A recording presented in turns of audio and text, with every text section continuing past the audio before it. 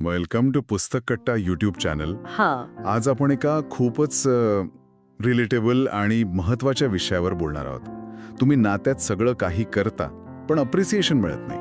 म्हणजे आपण कुटुंबासाठी राबतो, सगळं बघतो, पण कोणी साधी पावतीही देत नाही. हो, आणि हे आपल्यातल्या बऱ्याच जणांना अनुभवायला मिळतं. खरं तर याच गोष्टीवर आपण आज फोकस करणार आहोत. अगदी बरोबर. कारण एक साधं थँक्यू पण तुमचं रिलेशनशिप कसं चेंज करू शकतं हे आज आपण पाहणार आहोत. आज आपल्यासोबत यावर सविस्तर चर्चा करण्यासाठी एक्सपर्ट आहेत.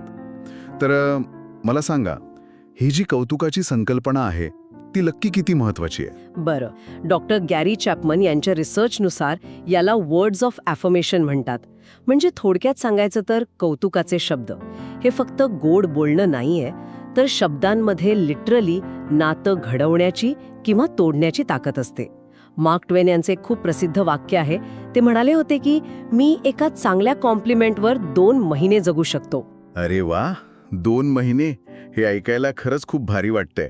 पण प्रॅक्टिकली बघायला गेलं तर आपण नेहमी ऐकतो की action speak loud than words. बरोबर आहे. म्हणजे कृती महत्वाची.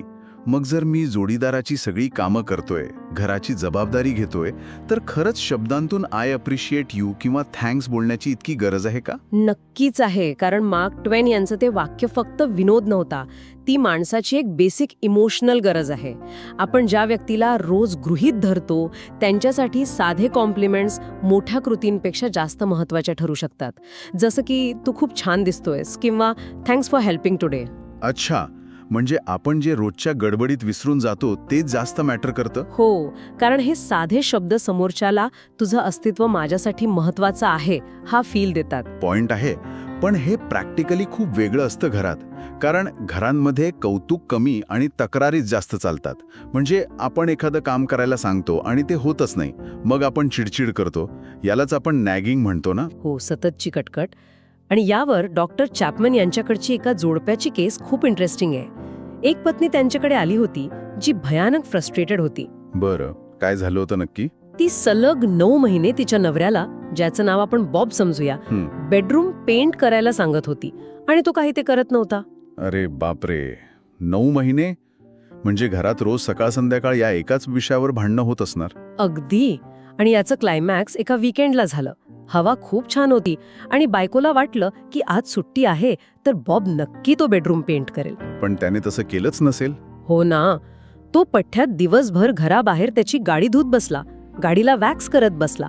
हे बघून तिची सटकली आणि ती बाहेर जाऊन सगळ्यांसमोर त्याच्यावर ओरडली. म्हणजे तिचा राग साहजिकच होता. मी 9 महिने सांगते आणि तू गाडी धुतोयस?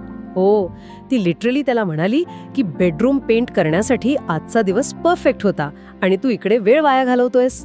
आता इथे मला एक प्रश्न विचारायचा आहे आणि आय एम शुअर हा प्रश्न अनेकांना पडला असेल. जर तिला बेडरूम पेंट करून हवाय आणि तो गाडी धुतोय, तर तिने त्याचं कौतुक का करावं? बरोबर. म्हणजे वर्ड्स इनफ आहेत का? ॲक्शन्स नाही पाहिजे का? जर तिने तिथे जाऊन म्हटलं असतं की वा बॉब, तू गाडी खूप छान धुतलीस, तर त्याने बेडरूम कसा पेंट होणार? काम तर अडूनच पडलाय ना. हा खूप लॉजिकल प्रश्न आहे. पण इथे सायकोलॉजी वेगळ्या पद्धतीने काम करते. जेव्हा आपण सतत कटकट करतो तेव्हा आपण समोरच्याला ऑर्डर्स देत असतो. बॉबला माहिती होतं की काम करायचंय, पण बायकोच्या सततच्या बोलण्यामुळे त्याला नवऱ्यासारखं नाही तर नोकरासारखं फील होत होतं. अच्छा, म्हणजे तो इगोचा प्रॉब्लेम झाला थोडक्यात. एक्झॅक्टली. म्हणूनच डॉक्टर चॅपमन यांनी त्या बायकोला सांगितलं की इथून पुढे बेडरूम पेंट करण्याबद्दल एक शब्दही बोलायचा नाही. तो विषय पूर्णपणे बंद.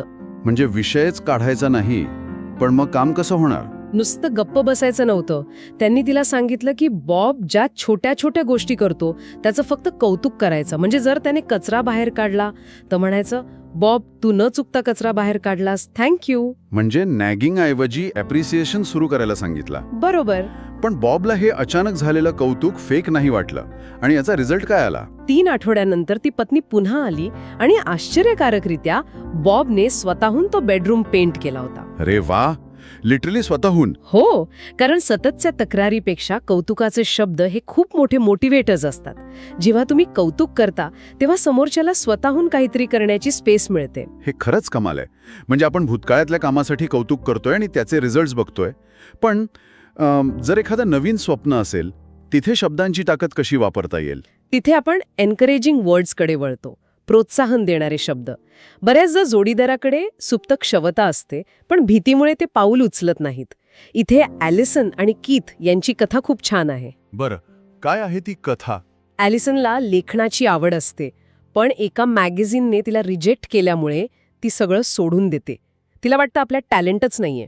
हो, एक रिजेक्शन माणसाला खूप आतून तोडतं.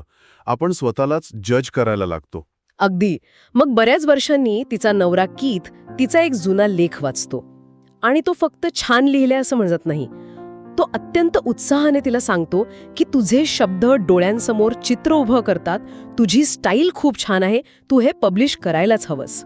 हे खूप पॉवरफुल आहे, कारण हे अशा व्यक्तीकडून येतंय जिचं मत तुमच्यासाठी जगात सर्वात जास्त महत्वाचं आहे. हो, आणि या एका प्रसंगामुळे ती पुन्हा लिहायला लागते आणि पुढे जाऊन एक यशस्वी लेखिका बनते.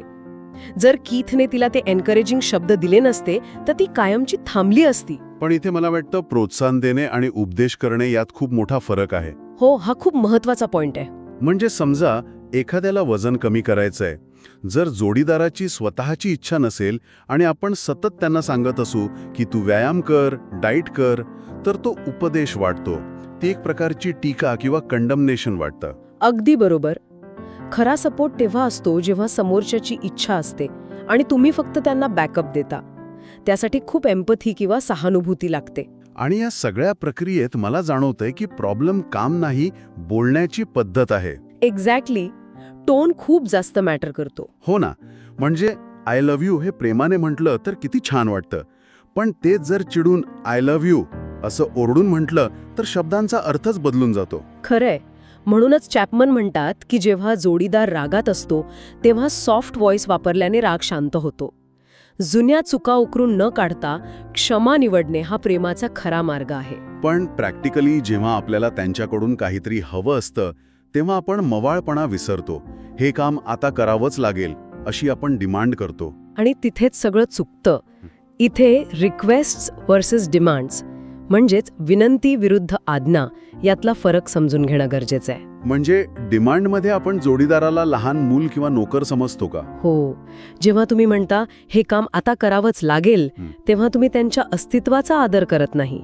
पण जेव्हा तुम्ही रिक्वेस्ट करता, जसं की तू हे काम करू शकशील का प्लीज, तेव्हा तुम्ही त्यांना एक चॉईस देता. पॉइंट आहे. कारण प्रेम ही बळजबरी असू शकत नाही, ती नेहमी चॉईस असते. पण समजा हे सगळे छान शब्द आपण वापरले आणि ते योग्य व्यक्तीपर्यंत पोचलेच नाहीत तर, म्हणजे त्यांच्यावर काहीच फरक पडला नाहीत तर? हे होऊ शकतं, कारण प्रत्येकाची प्रेमाची भाषा वेगळी असते. बिल आणि बेटी जो यांची केस स्टडी याचं परफेक्ट उदाहरण आहे. अच्छा, त्यांच्यात काय प्रॉब्लेम होता? दोघेही एकमेकांवर खूप नाराज होते. बिल वर्कहॉलिक होता आणि बेटी जो घराची पूर्ण जबाबदारी होती.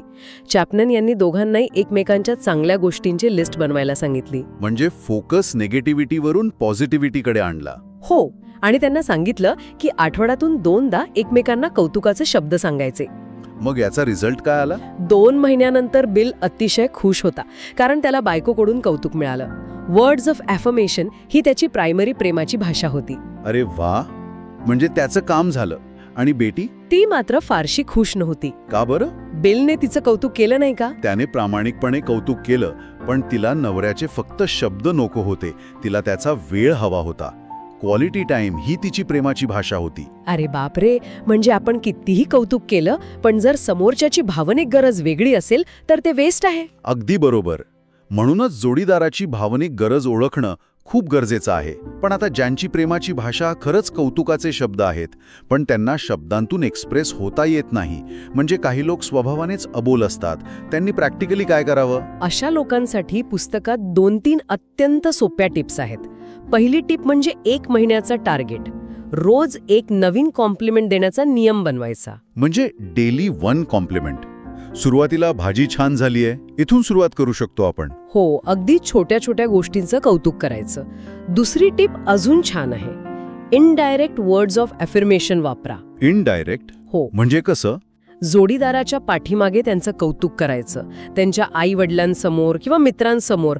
जेव्हा दुसऱ्या व्यक्तीकडून त्यांना कळतं की तुम्ही त्यांचं कौतुक करत होतात, तेव्हा त्याचा प्रभाव दुप्पट होतो. अरे, हे खूप भारी आहे. म्हणजे पॉझिटिव्ह गॉसिप करायची. आणि ज्यांना बोलणंच कठीण जातं, त्यांनी काय करावं? त्यांनी लिहून ठेवावं. एक वही करा आणि त्यात कौतुकाचे शब्द लिहून ठेवा. आणि सर्वात महत्त्वाचं म्हणजे बोलताना हार्श टोन टाळा. हो, टोन खूप महत्वाचा आहे. मला वाटतं आजच्या या चर्चेतून खूप मोठा धडा मिळतोय. Words change emotions, emotions change relationship. म्हणजे शब्द भावना बदलतात आणि भावना नाती बदलतात. अगदी खरंय. सायकोलॉजिस्ट विल्यम जेम्स सुद्धा म्हणतात की माणसाची सर्वात खोल भावनिक गरज ही अप्रिशिएट होण्याची असते. जर आपण आपले शब्द बदलले तर आपण नात्यातील संपूर्ण वातावरण बदलू शकतो. खरंच खूप सुंदर विचार आहे हा. तर श्रोतेहो, आजचा हा एपिसोड आपण एका प्रश्नाने संपवूया. तुम्ही लास्ट टाइम कधी तुमच्या पार्टनरला अप्रिशिएट केलंय? जर आठवत नसेल तर आजच सुरुवात करा. मनातून नक्की वाटेल की मी हे करू शकतो and it will improve my relationship. चला तर मग भेटूया पुढच्या भागात. थँक्यू.